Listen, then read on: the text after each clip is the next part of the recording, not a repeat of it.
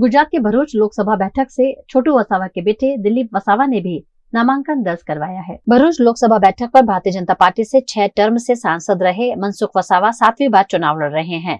वहीं इंडिया गठबंधन की ओर से आम आदमी पार्टी के विधायक चैतर वसावा को मैदान में उतारा गया है।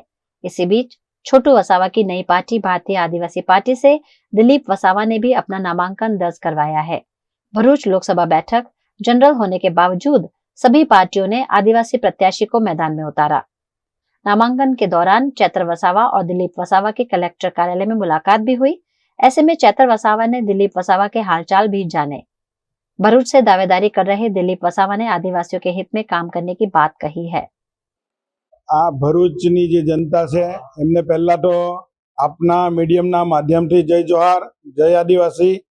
જે ભરૂચની જે લોકો છે, ભરૂચના જે ઇલેક્શન આવી રહ્યું છે 22 ભરૂચ લોકસભા, આ જનતાને હું જણાવવા માંગુ છું કે આ દેશ સંવિધાનથી ચાલતો દેશ છે।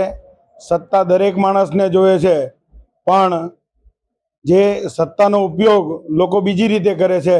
પણ જ્યારે ખરેખર દેશની અને લોકોની સેવા કરવી હોય તો જે લોકો માટે કામ કરે, લોકોના જે પ્રશ્નો માટે કામ કરે, સંવિધાનમાં લોકો માટે જે મૂળભૂત અધિકારો આપ્યા છે એ મૂળભૂત અધિકારો માટે કોઈ લડતું નથી અને સમગ્ર પાર્ટીઓ પોતાની સત્તા માટે લડે છે।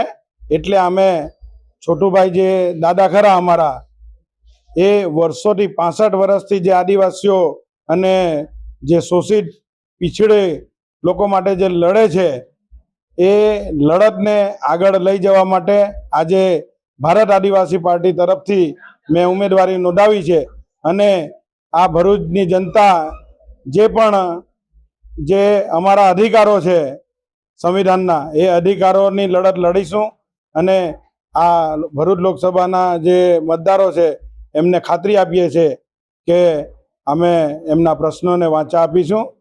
જય જોહાર, જય આદિવાસી।